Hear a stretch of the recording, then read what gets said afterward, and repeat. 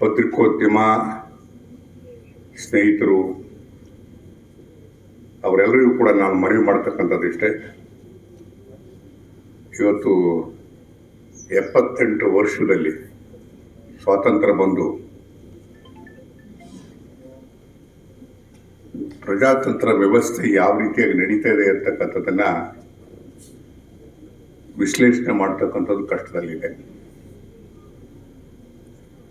ಸಂವಿಧಾನಬದ್ಧವಾಗಿ ರಚನೆ ಆಗಿರ್ತಕ್ಕಂಥ ಈ ವ್ಯವಸ್ಥೆಗಳು ಶಾಶ್ವತವಾಗಿ ಉಳಿಬೇಕಾದಾಗ ನಾವು ಅತ್ಯಂತ ಕ್ರಿಯಾಶೀಲವಾಗಿ ಕೆಲಸ ಮಾಡಬೇಕಾಗಿರ್ತಕ್ಕಂಥದ್ದು ಅಂದರೆ ಶಾಸಕಾಂಗ, ಕಾರ್ಯಾಂಗ, ನ್ಯಾಯಾಂಗಕ್ಕಿಂತಲೂ ಕೂಡ ಹೆಚ್ಚಿದಾಗಿ ಪತ್ರಿಕಾರಂಗ. ಪ್ರಜಾಪ್ರಭುತ್ವ ಉಳಿಬೇಕಾದಾಗ ಮತ್ತು ಈ 4 ಅಂಗಗಳು ಕೂಡ ಅತ್ಯಂತ ಕ್ರಿಯಾಶೀಲವಾಗಿರಬೇಕಾದಾಗ ಪತ್ರಿಕಾರಂಗ ಅತ್ಯಂತ ಕ್ರಿಯಾಶೀಲವಾಗಿರಬೇಕು. ಹಾಗಾಗಿ ನಾವೆಲ್ಲರೂ ಕೂಡ ಇವತ್ತು ಪತ್ರಿಕಾ ದಿನಾಚರಣೆ ಆಚರಿಸುವಂಥ ಸಂದರ್ಭದಲ್ಲಿ ನಮ್ಮ ಸಮಸ್ಯೆಗಳು, ದುಃಖಗಳು, ದುಮ್ಮಾನಗಳನ್ನು ಚರ್ಚೆ ಮಾಡೋದ್ರ ಜೊತೆಗೆ ಪ್ರಜಾಪ್ರಭುತ್ವವನ್ನು ಉಳಿಬೇಕಾದಾಗ ನಮ್ಮ ಕ್ರಿಯಾಶೀಲತೆ ಯಾವ ರೀತಿ ಇರಬೇಕು, ನಮ್ಮ ಕರ್ತವ್ಯಗಳೇನಿರಬೇಕು ಅಂತಕ್ಕಂಥದ್ದಿಗೆ ಅರಿವು ಮೂಡಿಸೋದ್ರ ಬಗ್ಗೆ ಹೆಚ್ಚು ಚಿಂತನೆಯನ್ನು ಮಾಡ್ತಕ್ಕಂಥದ್ದು ಸೂಕ್ತ ಅಂತೇಳಿ ನಾನು ಭಾವಿಸ್ತೇನೆ.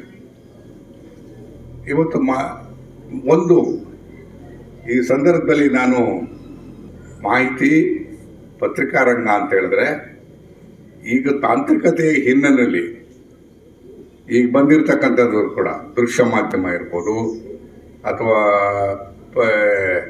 ಪತ್ರಿಕಾ ರಂಗ ಇರ್ಬೋದು, ಎಲ್ಲದೂ ಕೂಡ ಒಟ್ಟಾಗಿ ಕೆಲಸವನ್ನು ಮಾಡಬೇಕಾಗ್ತದೆ. ಎಲ್ಲೋ ಒಂದು ಕಡೆ ನಮಗೆ ಕಷ್ಟ ಆಗ್ತಾ ಇದೆ ಅಂತಂದರೆ ನಾವೆಲ್ಲರ ಒಂದು ಪತ್ರಿಕೆಯಲ್ಲಿ ಏನಾರ ಮಾತಾಡಬೇಕು ಅಂತಂದರೆ ನಮಗೆ ಕಷ್ಟ ಆಗ್ತದೆ. ಮಾತಾಡಬೇಕು, ವಿಚಾರವನ್ನು ಹಂಚ್ಕೋಬೇಕು ಅಂತಕ್ಕಂಥ ವಿಚಾರ ಇದ್ರೂ ಕೂಡ ಈ ದೃಶ್ಯ ಮಾಧ್ಯಮದವ್ರು ಇಲ್ಲದೇ ಇದ್ದಾಗ ಪ್ರಾಬ್ಲಮ್ ಆಗ್ತದೆ.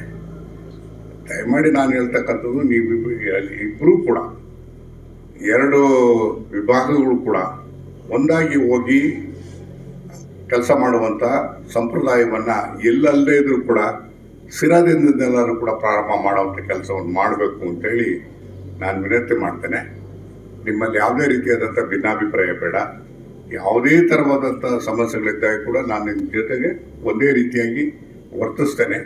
ನೀವು ಜೊತೆಯಾಗಿ ಹೋಗಬೇಕು.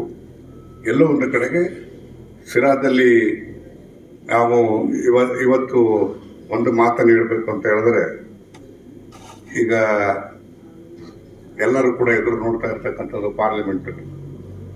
ಪಾರ್ಲಿಮೆಂಟಲ್ಲಿ ಯಾವ್ಯಾವ ಕಾನೂನು ಪಾಸ್ ಆಗ್ತದೆ ಭಾಳ ಚರ್ಚೆ ಆಗ್ತಾ ಇರ್ತಕ್ಕಂಥದ್ದು, ದೇಶಾದ್ಯಂತ ಚರ್ಚೆ ಆಗ್ತಾ ಇರ್ತಕ್ಕಂಥದ್ದು ಮಹಿಳಾ ಮೀಸಲಾತಿ ಅಂತಿದ್ದಾಗ ವಿರೂಪಾಕ್ಷ ಹಾಕೋ ಖುಷಿ ಆಗ್ತಾವ. ನಾವು ಏನಮ್ಮ ಮಹಿಳಾ ಮೀಸಲಾತಿ, ಡಿಲಿಮಿಟೇಷನು, ಒಂದು ಚುನಾವಣೆ ಒಂದು ದೇಶ, ಮತ್ತು ಇನ್ನು ಅನೇಕ ಥರವಾಗಿರ್ತಕ್ಕಂಥ ಕಾಯ್ದೆಗಳು ಪಾರ್ಲಿಮೆಂಟಲ್ಲಿ ಬರ್ತದೆ ಅಂತೇಳಿ ನಾಳೆ ಎಲ್ಲ ನಾಡಿದ್ದು ಪಾರ್ಲಿಮೆಂಟ್ ಪ್ರಾರಂಭ ಆಗಬೇಕಾದಾಗ ಇವೆಲ್ಲ ಮಸೂದೆಗಳು ಬರುವಂಥ ಸಂದರ್ಭದಲ್ಲಿ ಈಗ ಮಾಧ್ಯಮದವರ ಪಾತ್ರ ಅತ್ಯಂತ ಕ್ರಿಯಾಶೀಲ ಇರಬೇಕಾಗ್ತದೆ. ಮತ್ತು ಎಲ್ಲೋ ಒಂದು ಕಡೆಗೆ ನ್ಯಾಯವನ್ನು ಕೊಡಿಸುವಂಥ ಸಂದರ್ಭದಲ್ಲಿ ಹೆಚ್ಚು ಕ್ರಿಯಾಶೀಲರಾಗಿ ಇರಬೇಕಾಗ್ತದೆ. ಹೊಸ ವ್ಯವಸ್ಥೆನೇ ಬರ್ತಕ್ಕಂಥ ವಾತಾವರಣ ಇರತಕ್ಕಂಥ ಹಿನ್ನೆಲೆಯಲ್ಲಿ ಇನ್ನು ಏನಾಗ್ತದೋ ಗೊತ್ತಿಲ್ಲ. ಪಾರ್ಲಿಮೆಂಟಲ್ಲಿ ಪಾಸ್ ಆಗುವಾಗ ಪಾಸ್ ಆದಮೇಲೆ ಏನೆಲ್ಲ ನಡೀತದೆ ಅಂತಕ್ಕಂಥದ್ದನ್ನು ನಾವು ಕಾದು ನೋಡಬೇಕಾಗಿದೆ. ಹಾಗೆ ಮುಂದೆ ಬರ್ತಕ್ಕಂಥ ದಿನಗಳು ಪ್ರಜಾಪ್ರಭುತ್ವದ ದೃಷ್ಟಿಯಿಂದ ಭಾಳ ಅತ್ಯಮುಖ್ಯವಾಗಿರ್ತಕ್ಕಂಥ ದಿನಗಳು ಬರ್ತಾ ಇದೆ. ಆಗ ನಿಮ್ಮ ಕ್ರಿಯಾಶೀಲತೆ ಬೇಕು. ಯಾಕೆ ಅಂತ ಹೇಳಿದ್ರೆ ನಮ್ಮ ಒಂದು ದೇಶದಲ್ಲಿ ಮಾತ್ರನೇ ಗುರು ಹಿರಿಯರನ್ನ ಗೌರವಿಸ್ತಕ್ಕಂಥದ್ದು, ಮತ್ತು ನಮ್ಮ ದೇಶದಲ್ಲಿ ನೀವು ನೋಡಿರ್ಬೋದು ಸರ್ವಧರ್ಮದ ಜನರನ್ನು ಸಹ ನಾವೊಂದು ಒಗ್ಗಟ್ಟಾಗಿ ನಾವು ಒಂದು ಜೀವನ ಮಾಡ್ತಕ್ಕಂಥ ಒಂದು ವ್ಯವಸ್ಥೆ ಅದು ನಮ್ಮಲ್ಲಿದೆ ಅಂತ ಹೇಳಿದ್ರೆ ಅದು ಬಾಬಾ ಸಾಹೇಬ್ ಅಂಬೇಡ್ಕರ್ ಅವರು ಕೊಟ್ಟಿರ್ತಕ್ಕಂಥ ಒಂದು ಸಂವಿಧಾನ. ಅವರು ಕೊಟ್ಟಿರ್ತಕ್ಕಂಥ ಒಂದು ಸಂವಿಧಾನ ಹೇಗಿದೆ ಅಂತ ಹೇಳಿದ್ರೆ ಸರ್ವರಿಗೂ ಸಮಪಾಲು. ಈ ಒಂದು ನಿಟ್ಟಿನಲ್ಲಿ ನಾವೆಲ್ಲರೂ ಅಷ್ಟೇ, ನಾವು ಶಾಲೆಗಳಿಗೆ ಬಂದಾಗ ನಾವೆಲ್ಲರೂ ಒಂದೇ, ನಮ್ಮ ಮನೆಗಳಲ್ಲಿದ್ದಾಗ ನಿಮ್ಮ ಧರ್ಮ ನಿಮ್ಮ ಆಚರಣೆಗಳನ್ನು ಪಾಲನೆ ಮಾಡಿ, ಇಲ್ಲಿ ಬಂದಂತಹ ಸಂದರ್ಭದಲ್ಲಿ ನಾವೆಲ್ಲರೂ ಒಂದೇ. ಪೇಪರ್ ತಗೊಂಡ್ಬರ್ಬೇಕು, ಅವ್ರು ತಗೊಂಡು ಬರೋದು ಅವರಿಂದನೇ ನಾವು ಇವತ್ತು ಪೇಪರ್ ಓದೋಕ್ಕಾಗ್ತಿರೋದು. ಇವತ್ತು ಈ ಪ್ರಿಂಟ್ ಮೀಡಿಯಾದವರು ಸೋಷಿಯಲ್ ಏನಿದೆಯೋ ವರ್ಕ್ ಎಲೆಕ್ಟ್ರಾನಿಕ್ ಮೀಡಿಯಾ ಇದೆ, ಇವತ್ತು ಎಲೆಕ್ಟ್ರಾನಿಕ್ ಮೀಡಿಯಾಗೆಲ್ಲ ಮಾರು ಹೋಗಿ ಇವತ್ತು ಪ್ರಿಂಟ್ ಮೀಡಿಯಾ ಪೇಪರ್ ಓದೋರ ಜನಸಂಖ್ಯೆನೇ ಇವತ್ತು ಕಮ್ಮಿ ಆಗಿದೆ. ಇವತ್ತು ನಮ್ಮ ಶಿರಾ ತಾಲೂಕಲ್ಲಿ ಏನಾದರೂ ಇವತ್ತು ನಾವು ಹಿಂಗೆ ಆರಾಮಾಗಿ ಸ್ಕೂಲಲ್ಲಿ ಕುತ್ಕೊಂಡು ನೆಳ್ಳೆ ಕುತ್ಕೊಂಡಿದೀವಿ ಅಂದ್ರೆ ಅದಕ್ಕೆ ಮೂಲ ನಮ್ಮ ಭರತನಾಡಿನ ಭಗೀರಥ ಶ್ರೀಯುತ ಟಿ.ವಿ. ಜಯಚಂದ್ರ ಸಾಹೇಬರು. ಅವರು ಇವತ್ತು ನೀರು ತರಲಿಲ್ಲ ಅಂದ್ರೆ ನಾವು ಈ ಒಂದು 20 ವರ್ಷದ ಹಿಂದೆ ಯೋಚನೆ ಮಾಡ್ತಿದ್ರೆ ನಮ್ಮ ಶಿರಾದಲ್ಲಿ ಯಾರೂ ಒಂದು ನೀರನ್ನು ಕೊಡ್ತಿರ್ಲಿಲ್ಲ, ಕುಡಿಬೇಕು ಅಂದ್ರೆ ನೀರು ಸಿಗ್ತಿರ್ಲಿಲ್ಲ. ಅಶೋಕ ಹೋಟ್ಲಿಗೆ ಹೋದ್ರೆ ಅಲ್ಲಿ ನೀರು ಕೊಡಲ್ಲ ಹೋಗ್ಲಿ ಅಂತ ಕಳಿಸಿರೋರು ಅಂತ ಇಂಥ ಬರಡು ಭೂಮಿಯನ್ನು ಇವತ್ತು ಏನು ಹೇಮಾವತಿ, ಅಬ್ಬರ್ ಭದ್ರಾ ಮತ್ತೆ ಎತ್ತಿನಹೊಳೆ ತ್ರಿವೇಣಿ ಸಂಗಮ ಮಾಡಿಕೊಂಡಿದ್ದಾರೆ ಅಂತ ನಮ್ಮ ಜಯಚಂದ್ರ ಸಾಹೇಬ್ರಿಗೆ ನಿಜವಾಗೂ ನಾವು ಎಷ್ಟು ಥ್ಯಾಂಕ್ಸ್ ಹೇಳಿದ್ರು ಸಾಲದು. ಇವತ್ತು ಇಲ್ಲಿ ಶಿಕ್ಷಣ ಕಾಶಿ ಮಾಡಿದ್ದಾರೆ. ಇವತ್ತು ಸ್ಕೂಲ್ಗಳೆಲ್ಲ ಯಾರು ಸ್ಕೂಲ್ ಮಾಡಕ್ ಬರ್ತಿರ್ಲಿಲ್ಲ, ನೀರಿಲ್ಲ, ಇದಿಲ್ಲ, ವಾತಾವರಣ ಇಲ್ಲ ಅಂದ್ರೆ ಇನ್ನೇನ್ ಮಾಡಕ್ಕಾಗೋ ಸಾಧ್ಯ ಇರೋದು.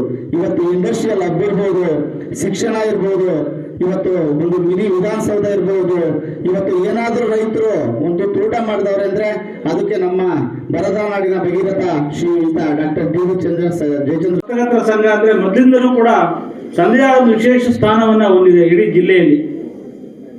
ಇಲ್ಲಿ ಎಲ್ಲ ಪತ್ರಕರ್ತರು ಕೂಡ ಒಗ್ಗಟ್ಟಲ್ಲಿ ಯಾವುದೇ ಕೆಲಸ ಮಾಡಿದ್ರು ಕೂಡ ಒಗ್ಗಟ್ಟಿನಲ್ಲಿ ಕೆಲಸ ಮಾಡುವಂತ ಒಂದು ಗುಣವನ್ನು ಬೆಳೆಸ್ಕೊಂಡಿದ್ದಾರೆ.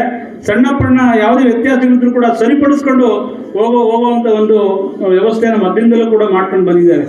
ನಾ ಹಿಂದೆ ಸುಮಾರು ಕಳೆದ ಒಂದು 25-30 ವರ್ಷ ನನ್ನ ಸಂಘದಲ್ಲಿ ಸಕ್ರಿಯವಾಗಿ, ಪತ್ರಕರ್ತರ ಸಂಘದಲ್ಲಿ ಸಕ್ರಿಯವಾಗಿ ನಾನು ಚಟುವಟಿಕೆಯನ್ನು ಮಾಡ್ಕೊಂಡು ಬಂದಿದ್ದೇನೆ. ಹಾಗಾಗಿ ಆ ಅವಧಿಯಲ್ಲಿ ಹಿಂದೆ ನಾವು ಇಂದ್ರಕುಮಾರ್ ಮತ್ತು ನಾನು ಪ್ರಧಾನ ಕಾರ್ಯದರ್ಶಿ ಸಂದರ್ಭದಲ್ಲಿ ನಮ್ಮ ಬರಗೂರು ವಿರೂಪಾಕ್ಷ ಅವರು ಅಧ್ಯಕ್ಷ ಆಗಿದ್ರು. ಆ ಸಂದರ್ಭದಲ್ಲಿ ಒಂದು ಕ್ರೀಡಾಕೂಟ, ಬಹಳ ವಿಶೇಷ ರೀತಿಯಲ್ಲಿ ಕ್ರೀಡಾಕೂಟವನ್ನ ಒಂದು ಶಿರಾದಲ್ಲಿ ಮಾಡಿದ್ರು. ಇಡೀ ಜಿಲ್ಲೆಯ ಎಲ್ಲ ಪತ್ರಕರ್ತರನ್ನ ಶಿರಾ ಕರೆಸಿ ಒಂದು ಕ್ರೀಡಾಕೂಟವನ್ನು ಮಾಡಿದ್ದದ್ದು ಕೂಡ ಒಂದು ನೆನಪು. ಹಾಗಾಗಿ ಹಿಂದಿನ ಅಧ್ಯಕ್ಷ ಆದ ಜೈಪಾಲ್ ಅವರು 2ನೇ ಅವಧಿ ಅಧ್ಯಕ್ಷರಾಗಿ ಬಹಳ ಅವರದೇ ಆದ ರೀತಿಯಲ್ಲಿ ಒಂದು ಕೆಲಸವನ್ನು ಮಾಡಿದ್ದಾರೆ. ಈಗ ದೇವರಾಜ್ ಅವರು ಅಧ್ಯಕ್ಷರಾಗಿ ಒಂದು ವಿಶೇಷವಾದ ಒಂದು ಮೆರಗನ್ನ ಸಂಘಕ್ಕೆ ನೀಡಿದ್ದಾರೆ. ಇಡೀ ಜಿಲ್ಲೆಯಲ್ಲಿ ಎಲ್ಲೂ ಕೂಡ ಸಂಘದ ಇಷ್ಟು ದೊಡ್ಡ ಕಚೇರಿ ಸಂಘದ ಇಲ್ಲ, ತುಮಕೂರು ಬಿಟ್ಟರೆ. ಆದಂಥದ್ದು ಒಂದು ಕಚೇರಿಯನ್ನು ಇವತ್ತು ಮಾನ್ಯ ಸಚಿವರ ನಮ್ಮ ಜಯಚಂದ್ರ ಅವರ ಕಡೆಯಿಂದನೇ ಕೂಡ ಅದನ್ನು ಉದ್ಘಾಟನೆಯನ್ನು ಮಾಡಿದ್ದಾರೆ. ಅದಕ್ಕೆ ನಾನು ಶಿರಾ ಸಂಘದ ಅಧ್ಯಕ್ಷರಿಗೆ ಮತ್ತು ಪ್ರಧಾನ ಕಾರ್ಯದರ್ಶಿ ಕುಮಾರ್ ಅವರಿಗೆ ಮತ್ತು ಎಲ್ಲ ಪದಾಧಿಕಾರಿಗಳು ನಾನು ಅಭಿನಂದನೆಯನ್ನು. ಹಿಂದೆ ಜಯಚಂದ್ರ ಅವರು 2000ನೇ ಇಸ್ವಿಲಿ ಕೃಷಿ ಸಚಿವರಾದಾಗ ಅವರ ಜೊತೆ ಸಮ್ಮೇಳನದಲ್ಲಿ ನಮ್ಮ ತಂದೆಯವರು ಅವ್ರ ಜೊತೆ ಓಡಾಡಿ ಅವ್ರ ವೇದಿಕೆ ಮೇಲೆ ಕೂತ್ಕೊಳ್ಳೋದನ್ನ ನಾನು ನೋಡ್ತಾ ಇದ್ದೆ. ಯಾವಾಗ 2000ನೇ ಇಸ್ವಿಲಿ ನಾನು ಆ ರೀತಿ ಬೆಳಿಬೇಕು ಅಂತೇಳಿ ಒಂದು ಛಲದಿಂದ ಬಂದೆ. ಇವತ್ತು ನಾನು ಪತ್ರಿಕೆಯ ಸಂಪಾದಕನಾಗಿ ಪತ್ರಿಕೆಯನ್ನು ಮುನ್ನಡೆಸ್ತಾ ಇದ್ದೀನಿ.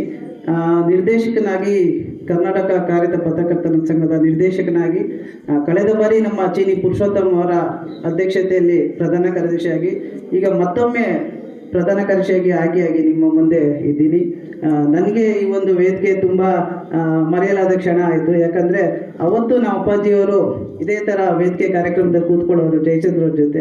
ಇವತ್ತು ನಾನು ಒಬ್ಬ ಸಂಘದ ಸೆಕ್ರೆಟರಿಯಾಗಿ ಅವ್ರ ಜೊತೆ ಕಾರ್ಯಕ್ರಮದಲ್ಲಿ ಭಾಗಿಯಾಗಿದ್ದು ನನಗೆ ಒಂದು ನೆನಪು.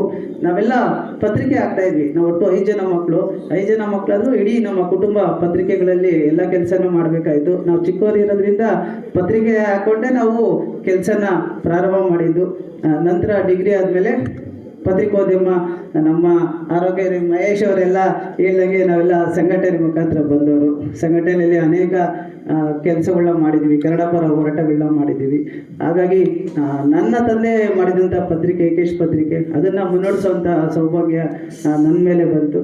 ಹಾಗಾಗಿ ಪತ್ರಕರ್ತರ ಜೊತೆ ನನ್ನ ಇನ್ನು ಸಮಾಜ ಸೇವಾ ಕಾರ್ಯಗಳನ್ನ ಮುಂದುವರಿಸಬೇಕು ಅಂತೇಳಿ ಇದ್ದಾಗ ನನಗೆ ಜಿಲ್ಲೆಯ ಎಲ್ಲ ಪತ್ರಕರ್ತರು ಪ್ರಪ್ರಥಮವಾಗಿ ನಮ್ಮ ಪುರುಷೋತ್ತಮ ಅವರ ಸಹಕಾರದಿಂದ ನಾನು ನಿರ್ದೇಶಕನಾಗಿ ಆಯ್ಕೆಯಾದೆ. ನಂತರ 2ನೇ ಸತಿನೂ ಪ್ರಧಾನ ಕಾರ್ಯದರ್ಶಿಯಾಗಿ ಕೆಲಸ ಮಾಡಿದ್ದೀನಿ.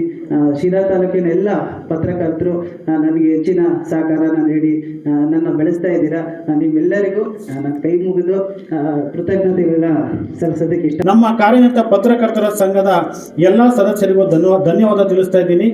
ಈಗ ನಮ್ಮ ಕಾರ್ಯನಿರತ ಪತ್ರಕರ್ತರ ಸಂಘಕ್ಕೆ ಮುಂದಿನ ದಿನಗಳಲ್ಲಿ ಒಂದು ನಿವೇಶನ ಕೊಡಬೇಕು ಎಂದು ನಾನು ನಮ್ಮ ಶಿರಾ ಕ್ಷೇತ್ರದ ಶಾಸಕರಾದ TB ಜಯಚಂದ್ರ ಸರ್ ಅವರಲ್ಲಿ ಮನವಿ ಮಾಡ್ತಾ ಇದ್ದೀನಿ.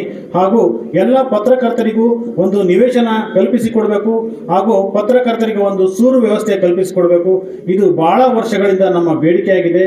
ಇದನ್ನು ನಮ್ಮ ಶಾಸಕರು ನೆರವೇರಿಸ್ತಾರೆ ಅಂತ ನಾನು ಭಾವಿಸ್ತಾ ಇದ್ದೀನಿ. ಹಾಗೂ ನಮ್ಮ ಶಿರಾ ತಾಲೂಕಿನ ಎಲ್ಲ ಪತ್ರಿಕಾ ವಿತರಕರಿಗೂ ಮುಂದಿನ ದಿನಗಳಲ್ಲಿ ಏನಾದರೂ ಸೌಕರ್ಯ ಕೊಡ್ತೀನಿ ಅಂತ ಶಾಸಕರು ತಿಳಿಸಿದ್ದಾರೆ. ಎಲ್ಲರಿಗೂ ಧನ್ಯವಾದ